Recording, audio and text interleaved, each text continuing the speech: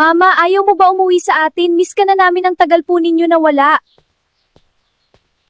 Anak, ito ang mga kapatid mo. Pakiusap ko sana sa iyo, wag mong sabihin sa ate mo at sa papa man na nagkita tayo ha. Ang kalat naman ng bahay, talaga itong si Cindy hindi man lang talaga naglilinis ng bahay.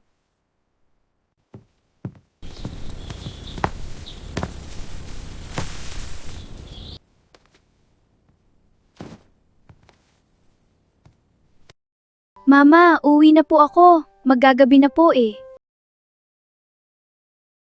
Cindy, bakit ka ginabi ha? Tapos ang kalat ng bahay, ano ba ginagawa mo dito sa bahay? Puro paganda ha? Ate Lyra, paano po pag bumalik sa atin si Mama? 'Di ba? Sinabi ko na sa inyo na kalimutan nyo na si Mama. Kinalimutan niya tayo. Kaya wag ka nang umasa babalik pa yun. Anak Lyra, kamusta ka naman doon sa trabaho mo? Okay lang naman ako doon pa. Mabait po ang amo ko. Tara Cindy, gala tayo sa bayan. At may perya na daw doon. Naku, hindi ako pwede andito si Ate Lyra, saka na pag umalis siya.